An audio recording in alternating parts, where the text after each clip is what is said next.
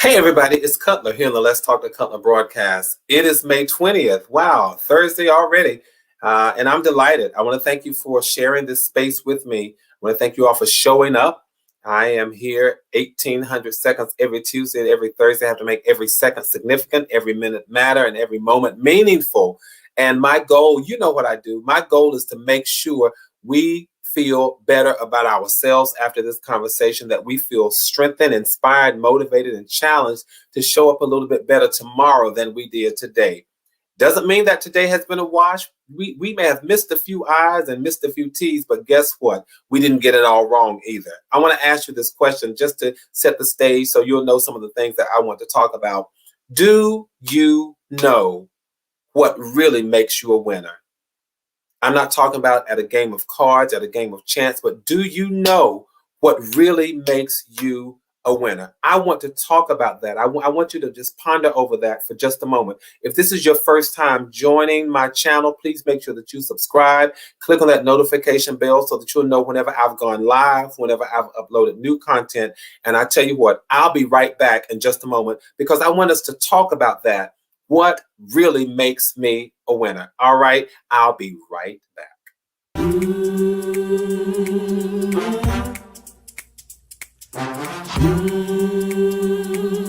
Let's talk to God.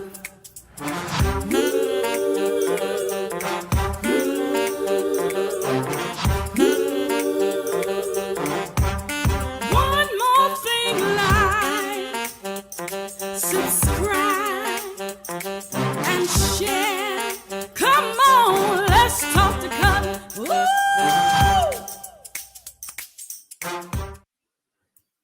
One day, I'm going to get the nerve to try to sing that song.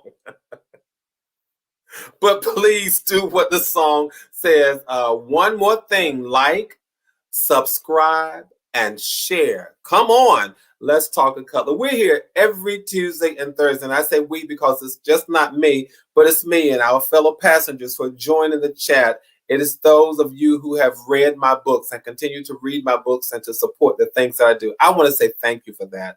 I honestly am humbled by it because no one has to read anything that you write. No one has to ascribe to any of the thoughts that you share, and no one has to subscribe to a channel or any of that. So I want to say thank you all. Thank you so very much. It makes my heart glad. So as you're entering the chat tonight, do me a favor. Go ahead and do a like on the conversation because it warms my heart. It lets me know that you are encouraged by what I have to offer. It also says to YouTube that you really kind of like the content that I upload, the things that I have to share, the things that I have to say. I want to say thank you for that. Speaking of what I have to share and what I have to say, we're reading quotes from this book right here, Billboards to Better. 366 daily sources of motivation and inspiration along the highway of life. What is this quote about, Color? What is this book about, Color? This book is about quotes, something to jumpstart your day. It is a reminder that we are riding and driving along the highway of life, and we're reading the billboards. Some apply and some don't. So I'm not offended to think that some of these billboards don't apply to some people. Here's what I have to say.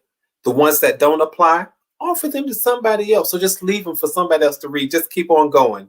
But the goal is for us to get to this space and this place that's called better. And what we want to do, we don't want to get there alone, but we are committed to building community. We are committed to maintaining connectivity. So when we show up at a space and a place called better, we don't show up alone. We are not running from or abdicating our responsibility and accountabilities to our brothers and our sisters. But I have a responsibility not to get there by myself. I have a challenge not to show up all alone. So that's why I show up every Tuesday and Thursday. And that's why I say thank you for joining me, whether it's in your bedroom, your living room, your front room, your kitchen, your porch, your back porch, wherever it is, thank you. So what do? Every Tuesday, I read the quotes from Sunday, Monday, and Tuesday. Every Thursday, I'll share the quotes from Wednesday, Thursday, and Friday. And maybe I'll get to the one for Saturday. But my goal is to make us feel good about ourselves. My goal is to make us recognize the inner strength that we have. My goal is to always help us to shift our perspective when life comes with its chaotic moments, its overwhelming moments, its challenging, puzzling, and sometimes troubled moments. My goal is to strengthen us so that our perspective can be anchored to a place that doesn't take us beyond who we were designed to be. All right. So then let's go directly to our quote. It's Thursday, so we're going to go to the quotes for Wednesday, Thursday, and Friday. In just a few moments, I'll chat in the chat room with you and just talk about the LTTC VIPs. Those are the passengers who tend to show up first, who want a first seat, who want the front seat, the best seat in the vehicle. It may not be the front seat, but they claim their space, they claim their seats. All right. So do me a favor, make sure that you share. And if you're not watching me while I'm live, make sure that you comment and let me know that you watched. Okay? A brother needs to know that you all are watching this. So let's go directly to our quote for Wednesday, May the 19th. And it really gets to the core of knowing. Do you know what's inside of you? Do you know what makes you winner? The quote says, I am never more powerful than when I am at peace, because that is when I have conquered my greatest foe, myself. I want to remind us, you all, that we are not in a race with anybody else. I'm not in competition with anybody else. I am not fighting anybody else. What am I doing? I'm in a race against myself. I don't make it a habit of racing other people because I don't like to lose. But I know that if I race myself, if I get to the front, if I get across the finish line first and I look at myself and say, come on. If I'm the last one to get to the finish line, then guess what? I could say to myself, hey, you made it. Go on with your bad self. I just learned a long time ago. I can't compete with the Joneses, the Smiths, the Does, the Whites, the Greens, or the Blacks. I just can't. And I'm not in a race with anybody else. But I decided in this thing called life, the only person I wanted to beat and to conquer is myself. That means, Cutler, what does it mean? It means that I want to know how to handle myself in different situations. It means that I have to say to myself, this is how you show up. This is how you take responsibility. This is how you walk in your accountability to each other. This is how you be better. One of the things that used to always get to me was my inability to handle chaos. It would push me beyond the limits of what I wanted to be and how I wanted to respond and how I wanted to react. Chaos, trouble, turmoil, all of that kind of stuff would get me all out of sorts, unnerve me, get me out of control, overwhelm me, cause me to be somebody else that I really didn't want to be. But guess what, you all? The moment I learned how to be at peace in the midst of chaos was amazing. When I learned that, I never gave that power to anybody else. To be able to uncenter me and to unanchor me. To feel like there was no tether in my life and that I had become unmoored. No, absolutely not. What I discovered was how to be at peace. And you all have heard me say this. I've worked long and hard, and I'm sure some of you have as well, at creating a peaceful space, a peaceful environment, a peaceful habitat. And nobody gets the right to come in and disturb that. Because it's not about what they have done. It's about the work that I have put in. When I can be at peace, listen to this reflective pronoun, myself. When I can be at peace, myself, by myself, for myself, with myself, in the midst of chaos, that says a lot. That says that I've defeated my greatest foe, myself. I'm not trying to defeat anybody else. I ain't trying to beat nobody else up or down. I'm trying to conquer myself. I have 24 hours to conquer myself. My great-grandfather used to say, I got 6 months to mind my business and 6 months to leave yours alone. And that's the way at some point that became my philosophy in life. I got 6 months to mind my business and 6 months to leave yours alone. And in those 6 months, whether it's the first 6 or the second 6, I'm trying to conquer me. There's enough me to work. Y'all, there's enough me to work on until I can't get into anybody else's business. Not to try. No. There's enough me to offer myself, to extend myself, to help somebody, but not to get into their business and to try to conquer them. Absolutely not. So every Tuesday and Thursday, I'm not trying to get into anybody's business. What am I doing? I'm trying to extend myself and say, brother, grab my hand, sister, grab my hand, and give me yours. And let's walk this thing out. Let's walk, ride, drive along this highway called Better, in search of this place called Better. Let's read the billboards.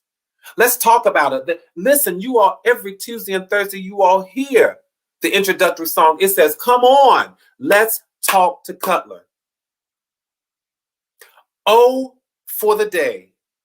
Oh, for the day when I'm able to say, hey, who wants to come on? Who wants to chat with me? Would you all like that? You all tell me if you would like that. I would love from time to time to bring somebody on and say, here's something. Come on, let's chat. Let's talk about this. Because you all hear my voice all the time. I'd love to hear yours. I'd love for you to offer me some counsel, some wisdom, some advice from time to time. I'd love to be able to do that. Would you tell me, would you all like to be able to do that? Would you be willing to do it? If I extended you an invitation sometimes to come on with me in the moment, or maybe, gave you a day's notice and said, come on, would you all like to do that? We're passengers in this vehicle together, and we're picking up more and more passengers. I love the comments, but I love to hear your voices from time to time. I love to hear how you say to me, Cutler, this is how I conquered myself. This is how I learned to be at peace in the midst of chaos. This is what worked for me. I can tell you what we ought to do, what we should do, and all of that, but the hows and the details of it, I love to see how you're doing this, how you're navigating life. Maybe you have some perspective and insight for me. I'd love to hear that. But until that day we can do it, know this to be true. You're never more powerful than when you are at peace, because that is when you will have conquered your greatest foe, yourself. When you can be at peace, you all, you are in charge of your own peace. People will try to rattle you. You've heard that word. People will try to rattle you and will try to get a rise out of you. Absolutely not. Don't give people that much power, that much control over you. And if you feel yourself yielding that much power and that much control, fake the funk, snatch the power back. Act like you've got the power until you really do realize that you have it. And you say to them, oh, I'm sorry. I'm sorry I led you to believe that you were the puppet master, because you're not. Learn, you all, how to sit at peace with yourself, by yourself, for yourself, and because of yourself. And when you learn that, you will have become the master of yourself. I don't get it right every single time. Let me not lead you to believe that I get it right every single day, because I don't. That is one thing that I'm still learning, because there are some situations that really yank my cord and yank my chain. Y'all, there are some people who can push me over the edge and make me think, Cutler, you talk to the pastors every Tuesday and Thursday. Apply what you just said. Yes, absolutely. I have to do that, you all. I have to talk to myself. Still, I have to talk to myself. Ain't no need of me sitting up here. Y'all know I'm from the country. So ain't no need of me sitting up here making you all think that I have arrived when it comes to every plateau in my life. That would be a lie. I almost said what kind of lie, because we would call it a bald-faced lie. But it would be a lie for me to lead you all to believe that I have conquered everything, every plateau in my life. I have not. But I'm learning, you all. I'm learning more and more each day how to be at peace. Peace is one of the greatest places I will have ever dwelt in this life. And so I offer you the ability to see peace. I offer you the ability to long for peace. I offer you the ability to expect peace. Yeah. You have the right to expect peace. All right. I want to go to the next quote, if I may, you all. The next quote from May 20th. And it says, surround yourself with people who know how to stay in control, especially when you're not. Listen, let me just tell you all what I just did. I did a little bit of foreshadowing. I'm telling you about there are some times when people go push me over the edge. But listen to this quote. Surround yourself with people who know how to stay in control, especially when you're not. It's better to have one elevator that does work rather than two that don't. Ain't no need of me and my friends all not being able to function. Somebody has got to be the one elevator that can take us higher out of these low situations. There always has to be at least one elevator that will take us higher and cause us to rise above those low situations. Because in those low situations, those are the moments when I say we lose control. We become unnerved. We become unmoored, unanchored. And so there has to be somebody in that moment in your life who can help you rise above that low situation. Find yourself at least one person in your life who can help you rise above those low moments. Y'all, no. This is about accountability. Sometimes we don't want to be accountable to anybody else, but I'm telling you, accountability connects you and empowers you so that when you have those moments, you have somebody who can either push you up, pull you up, lift you up, or get you out of where you are. So when you're out of control, you need somebody who's in control. And if you don't have anybody who can speak control and peace in your life when you're at chaos, then your life is incomplete. I'll say it again. If you don't have anybody in your life who can speak peace when you're in chaos, then your life is incomplete. It is incomplete. Ooh, I'm going to get in trouble for saying this because I know some of you all. Because some of y'all are my relatives, so I'm going to say this because you all know this about me. If you don't have anybody that you will listen to, if you don't have anybody that you will listen to when you're stressed out, when you're dealing with anxiety, that's not a good thing. Your life is incomplete if that is the case. And it's not incomplete because of what someone else has done. Might it be that it's incomplete because of what you have not been willing to do? You have not been willing to allow yourself to listen to somebody else. You don't want to be a loose cannon all your life. No, you all. This is about billboards to better. We're not trying to be a loose cannon all of our lives. We want to have somebody who can speak. I'm from the country. We want to have somebody who can speak sense into us when we're going crazy. My mother would say to us, can't nobody tell you nothing when you acting like you ain't got good sense? Can't nobody. Listen, let me say this. I minored in English. I studied English. I know I'm using double negatives and colloquialisms, but that's how I grew up speaking. She would say, can't nobody tell you nothing when you acting like you ain't got good sense? You trying to be better? And you just want to stay out of control? We got to do better than that.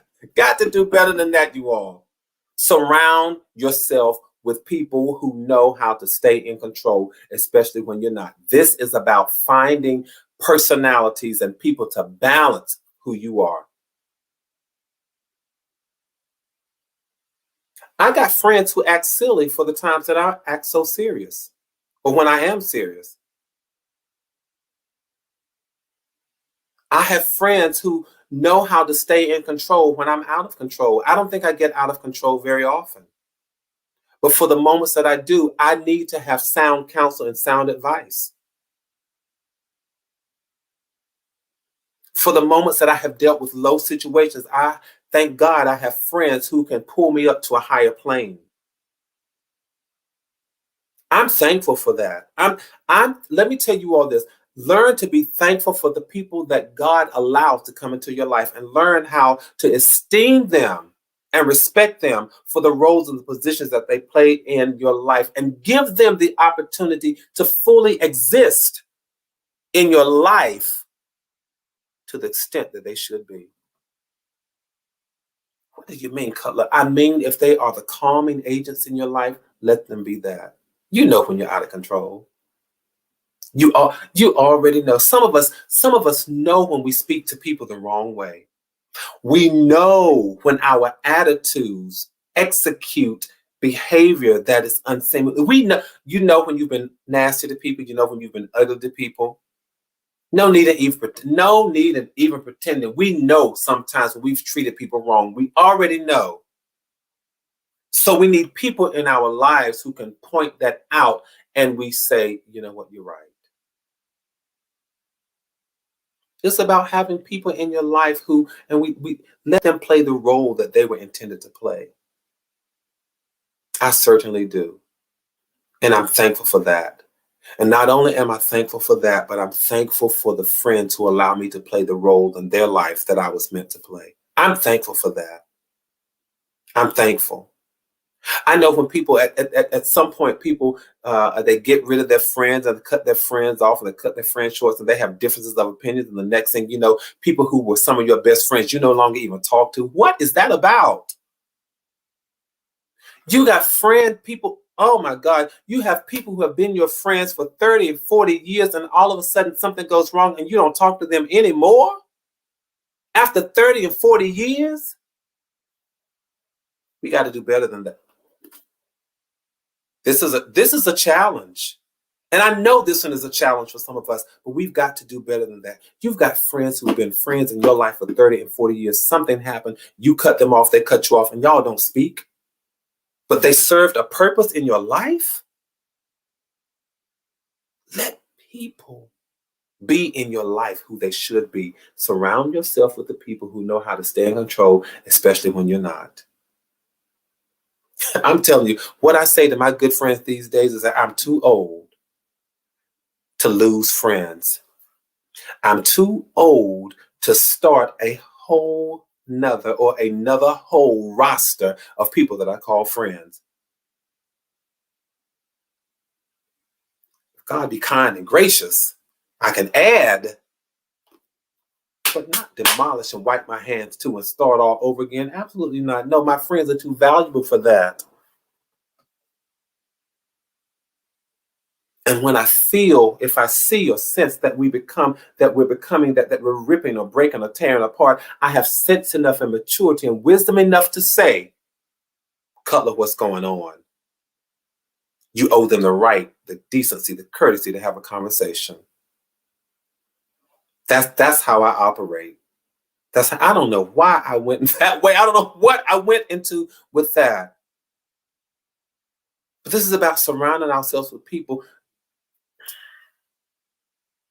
that we trust. And then one day, the people that we say we trust, we cut them off. Y'all, we got to do better than that. Listen, I'm moving on to the next quote. But I hope that helps somebody. When it comes to relationships like that, I count my blessings. I thank God for the people that I call my friends. I really, really do. I'm thankful to God every day for the people that I call friends. And those who don't let me cut them off. And those that I will never cut off. I just don't handle my friends like that. They anchor me. They ground me. They support me. One of my good friends has friends that she calls us bookends. You know what bookends are? They help you to stand up when you would otherwise fall over. I'm going on to the quote for May 21st because I only have 1,800 seconds. We're reading from this book right here, Billboard to Better, 366 Daily Sources of Motivation and Inspiration Along the Highway of Life. Listen, if you want an inspiration, a moment of inspiration, a moment of motivation, and a moment of challenge like we just had, show up here every Tuesday and Thursday. You're going to get one of them. You're going to get one of them. I may not be clapping my hands, hollering like I'm preaching and jumping up and all of that, but I hope you're going to get something. I hope that you're going to get a life lesson. I hope that you're going to get a nugget. I hope you're going to get something that makes you think, will that make me better? And if it doesn't make you better today or tomorrow, put it in your arsenal because it might make you better next week. Come on. All right. Let's go into the quote from May 21st. It says, "You're just as strong as the last person who endured what you now face."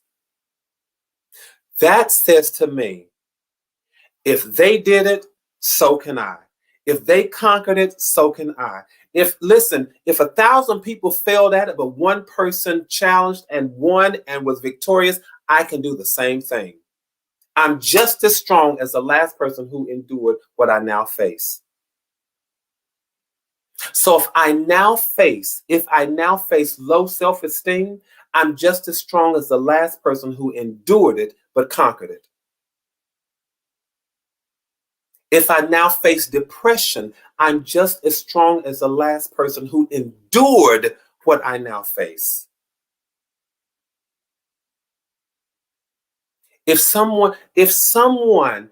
I'm dealing with financial deprivation, I am just as strong as the last person who endured, who survived, who challenged, who won. I'm just as strong as that person. Because there is no person in the whole world who is more valuable or who is better than anybody else. So it is against that backdrop that I see my strengths. Oh, somebody challenged this and won. Oh, I can do the same thing. Oh, they got up out of this. I can do the same thing. They defeated this. I can do the same thing. This is about having hope, you all. This is about seeing the light at the end of the tunnel and know that it's not an oncoming locomotive. There is light at the end of what I'm going through. And there's strength for me to have in the midst of what I'm now enduring. You're just as strong as the last person who endured what you now face. I'll always say to yourself, I believe that's why the Bible says, hey, find and mock the perfect man and the perfect woman. Doesn't mean that they're flawless. It meant that they had perseverance and tenacity. Who were on a route to make sure that they were models of how to do whatever it is that they did. Find and mark the perfect man, the perfect woman. So this quote is in alignment with that. You're just as strong as the last person who doing what you're now dealing with. It's the quote that says to me, listen, you ain't the first one to deal with. That's what it really says. You ain't the first one to deal with what you're dealing with. And just perchance you might be. You set the stage for somebody else. If you don't know anybody else who has handled what you are now handling, or who has dealt with what you're now dealing with, then you set the stage for others who are to come behind you so that they will know, yes, there's an opportunity to win. Yes, this can be defeated. Yes, this can be conquered. So if you don't find the perfect man or perfect woman to mark, then you become that perfect man or perfect woman so somebody else can look at you and say, you know what, he did it, she did it, so can I. Lay the path and the foundation of hope for somebody else. That's what this quote is about. Laying a path of hope for someone else, just as someone else once laid a path of hope for us. It meant that they gave us the expectation that we could handle it. They gave us the expectation that we could endure it. They gave us the expectation that there was enough strength inside of us not to be defeated. I love winning. I love conquering. I love being victorious. Yes, I do. I don't like losing. And I don't like seeing the people that I love lose either. So what am I going to do? Each and every day, I'm going to win, and I'm going to try to set a pattern of winning. Because here we go, because in my heart of hearts, I don't believe that God has ever brought me to any situation where he intended me to lose. But so I've learned in this age to always call on the winner that's inside of me. What do you mean, Cutler? I call on the winner that says, greater is he that is in me than he that is in the world. Whenever I face a losing what looks like a situation, I call forth the winner that is in me. The winner that says, yes, I can do all things through Christ who strengthens me. I've learned, you all, I've learned how to call on the winner that's inside of me. Do you think I not recognize that I have the DNA of the creator of the world inside of me? And I don't believe he ever brings me to a situation for me to lose. So I learned to call on the one who put the DNA inside of me. Just simply say, stand up inside of me and win. Stand up inside of me and conquer. So I share that with you. I share that with you this evening. You're just as strong as the last person who endured what you now face. May I close this session this evening by sharing the Saturday quote. Sometimes I share the Saturday quote first if I'm going to share it all, but let me share this one. You all, we have so many opportunities to be better. Listen to this. I would rather have opportunity knock when I'm partially ready, rather than to have it never knock and I'm fully ready. That means learn how to seize the moment. As we end this talk this evening, this is about learning how to seize the moment. And if the moment comes when I'm just partially ready, guess what? I'm going to jump out in the moment. Run in the moment, because I don't know when the moment is coming again. I may be running in the moment, trying to get my shirt on, trying to get my hat on, trying to get my gloves on, but I'm going with the moment. Because I don't want to say, hey, can you just wait? Can you just come back when I'm ready? No. I'm going with the moment. Learn how to seize the moment. What am I saying? Every opportunity to become better, seize that moment. Seize that opportunity to become better. Because we never know when those moments are going to come around again.